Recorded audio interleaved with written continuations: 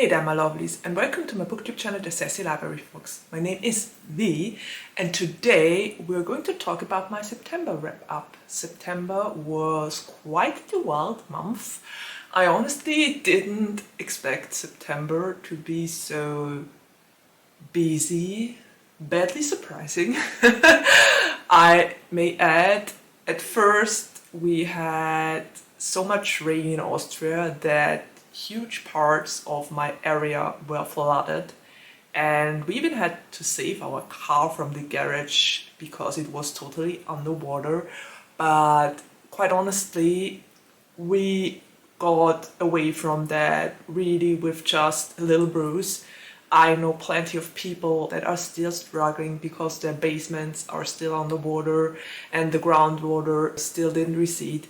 So yeah, my family and I, the close family, got away from that flood, that millennium flood, I may add, pretty well easily in comparison to other people. But other parts of my family didn't even have a heating during the days it was so cold because it was underwater, or their entire basement was underwater, or their house was flooded. There's a part of my family that lost 2 cars to the floods. So yeah, it was quite eventful, and after the flood I got ill pretty badly. My entire family was ill, from my hubby to my kid and me, but it kind of took the longest with me. I don't know why it took so long, but even after 2 weeks I wasn't really back to my full strength, and I'm still coughing. I already mentioned that in another video, but it's still not the way it should be. I still get a little dizzy easily, so yeah. I hope this will get better and better, and that one day it will be just gone. Yeah. Until that, I will try to stay healthy and take my vitamins and yeah, have a healthy diet. Okay, anyway, enough of that, enough of September, which was really a weird month. And let's just head to the books I read in September. Due to everything that was going on, I read 4 books. I'm not gonna say only 4 books, because 4 books is a lot for all the things that happened.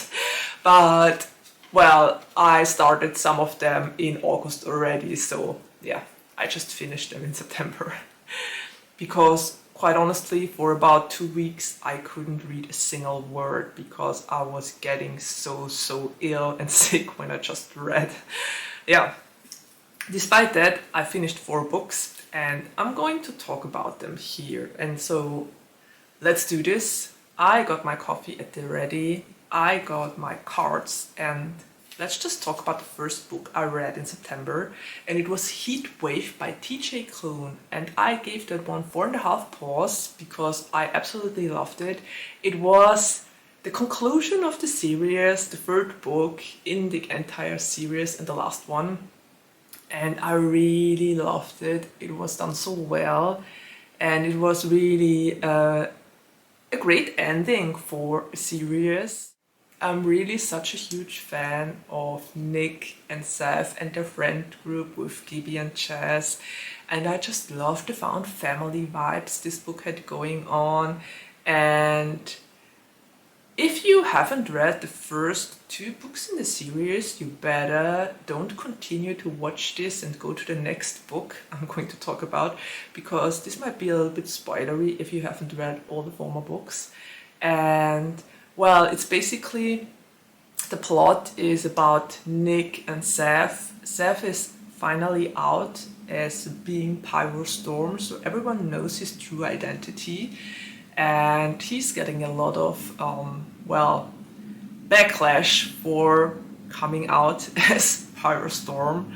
But also Nick is getting used to his powers and is starting to use them properly, and he's training to get a grip on them. And then there is Nick's mother who returned to them and to him and his father.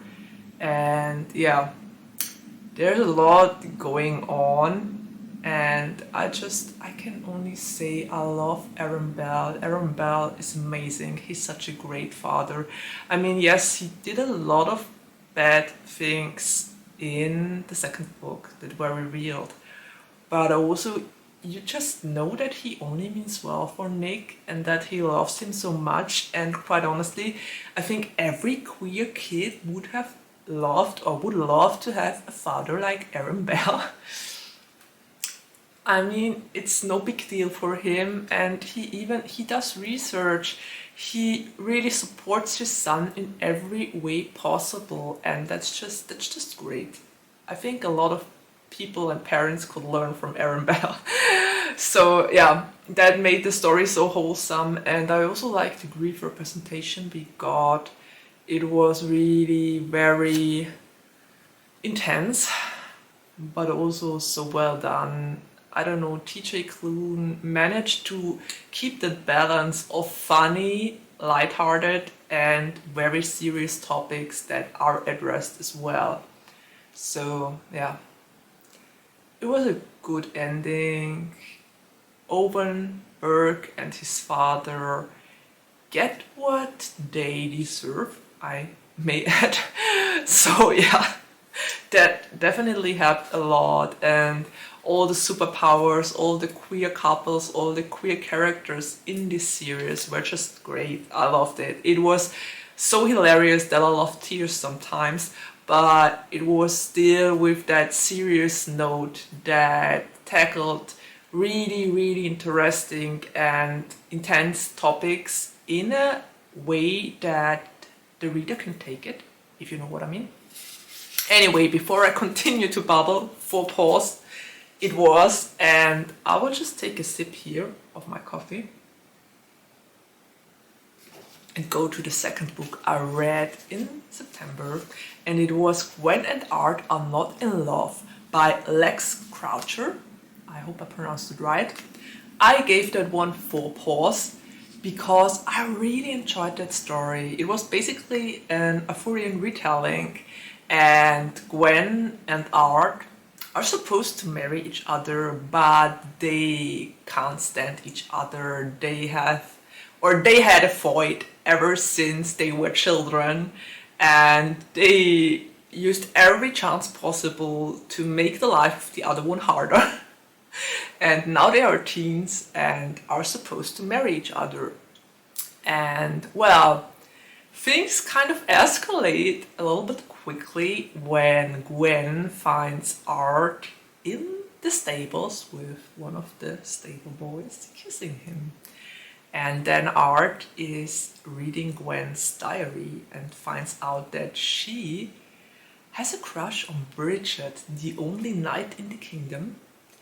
And yeah, they kind of strike a deal and decide that they will help each other to get to know their love interests. What Gwen doesn't know is that Art's love interest is Gabriel, her brother, which made for an interesting dynamic. Yeah, but I personally, I loved to get those 2 point of views. We have Gwen and we have Art, and Gwen's point of view, she was very serious. She was one of those rule-abiding people that never did anything wrong or anything exciting. And Art was more like some sort of bad boy that took what he wanted. And yeah, I think it was really interesting because at first I thought, okay, Art is the typical bad boy that's just doing his thing and a little bit of a scoundrel. But the better you got to know Art, the more you saw that there was a really sensitive side to him and that he was pretty wise for his age. He was great at giving advice, and he listened to Gwen's problems, and they started to form some sort of friendship. and I loved that aspect of the book. It was really nice and well done.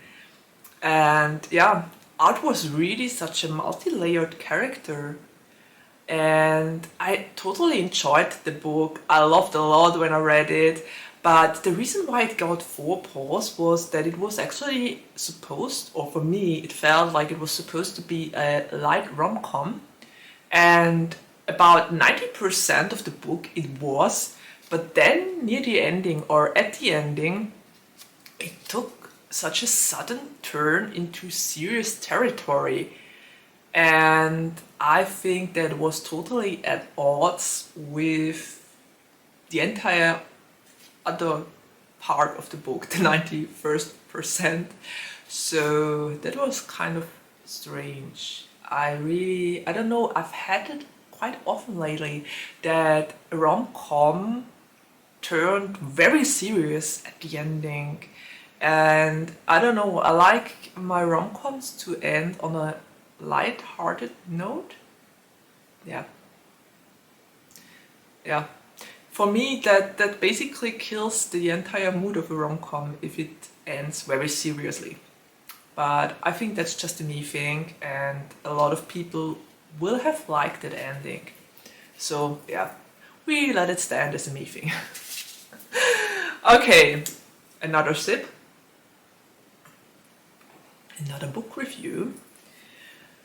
The third book I read in September was Detransition Baby by Torrey Peters.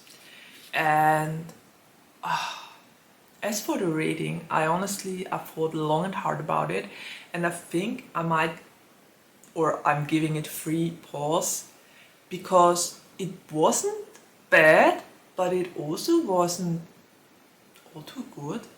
I'm very conflicted about that one. For one, I didn't really get warm with the writing style. The writing style is really or for me, it was quite a challenge to get into. And we have 2 point of views. We have Ree's point of view and Aim's point of view. Reese is a girl that transitioned, and Ames is a boy that transitioned into a girl, into Amy, from James into Amy, and then detransitioned from Amy back to Ames. So those two had a relationship together when Ames was still Amy, and it didn't end well. I can say that much. But then Ames gets his current girlfriend, Catherine, or Katrina, I think Katrina is her name, pregnant, because he thought he couldn't get any kids after transitioning into Amy and then detransitioning back into Ames. But yeah, he got his girlfriend pregnant, and they both don't feel up to the task. And then Ames kind of suggests that Reese, his ex-girlfriend, would be able to help, because Reese always wanted kids. Yeah.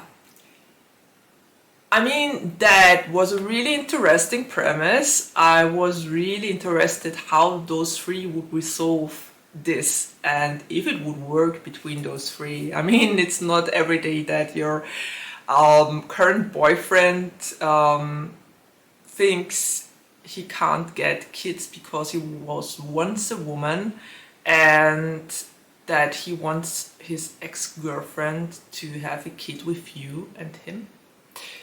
Yeah, but I really liked to see all the different variations of being trans, and that also a representation of detransition, because we don't get that very often in books, because I think not a lot of people that really transitioned consider detransitioning.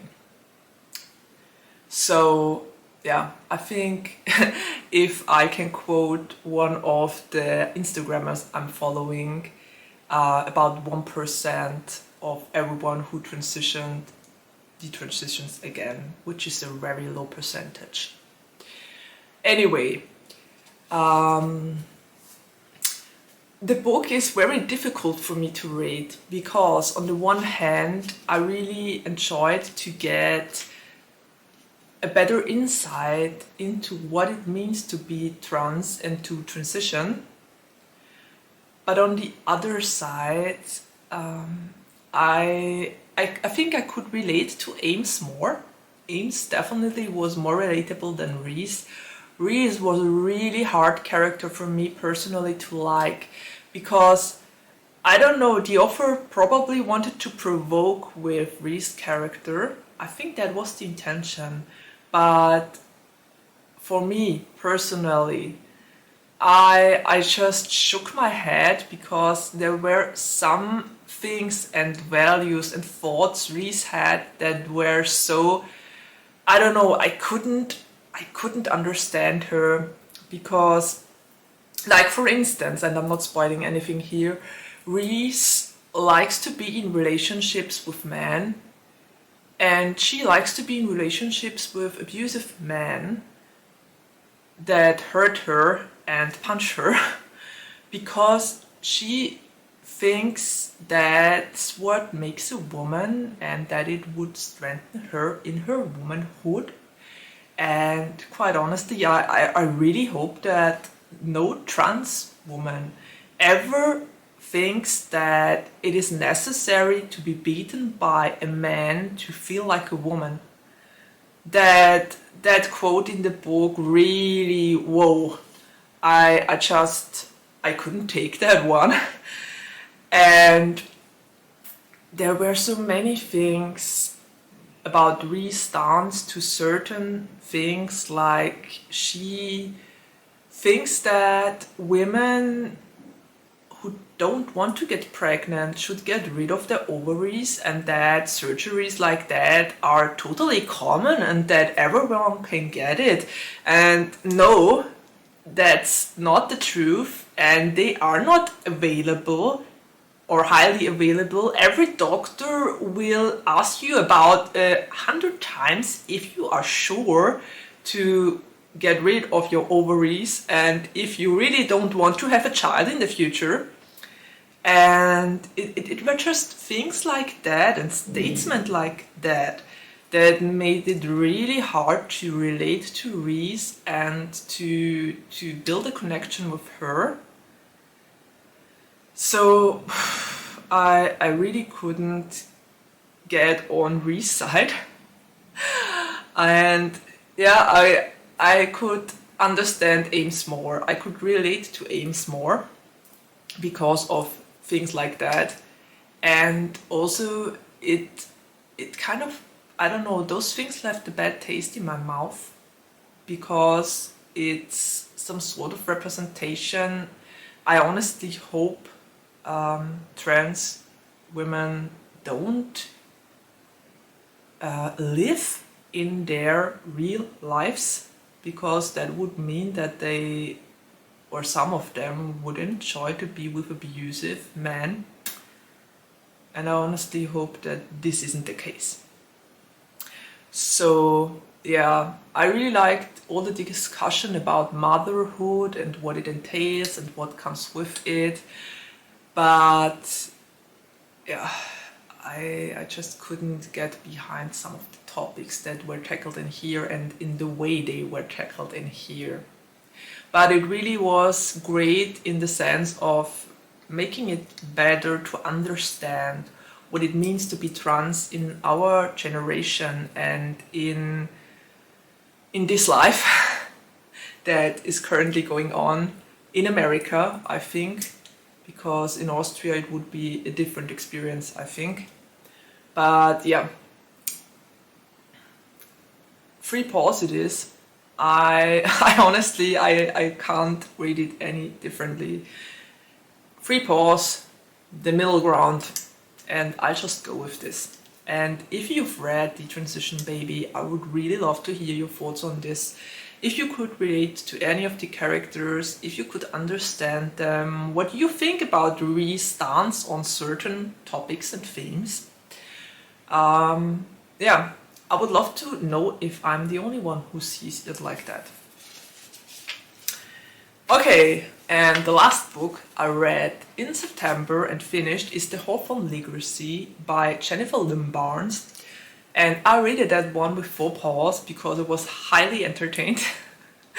Those books are really so nice to read in between because they are fun, they are nice to follow, they have the right mixture of adventure, action and riddles, but also kind of romance. So they are perfect to read in between. So I finished the second book in September and read it. I'll just let me take a sip here. And I really like that one. I'm still not certain which of the boys I like more, if it's Jameson or Grayson, but I lean more towards Jameson for various reasons. And in this book, Avery still tries to find out who her father is and why she inherited the money. And all the Hawthorne brothers are supporting her and trying to help her, especially Jameson and Grayson. And there are so many twists and turns and revelations I didn't expect. It was quite something. I can't say a lot about this book without spoiling anything, but let's just say at least 2 of the Hawthorne boys find out about their true father and who it is. So that was quite interesting. I think the other book might tackle those topics for the rest of the Hawthorne boys as well. And yeah, it was a great book. I really enjoyed it. I can't say more than that. It's purely for entertainment. The series is just really great if you want to be entertained, if you like to solve puzzles and to think. So yeah, that's great. I loved it. I won't say more than that because I already took so much time to talk about the other books. And well, I guess that's it. I would love to hear if you've read those 4 books, if you enjoyed them, if you didn't, if you have an opinion about Detransition Baby. I would really love to hear it because I need someone to talk about this book. I feel the urge to talk about it more.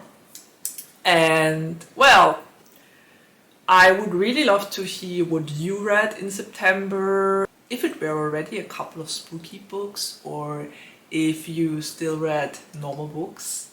I'm pretty certain now in October you're definitely reading spooky books. I think basically everyone does.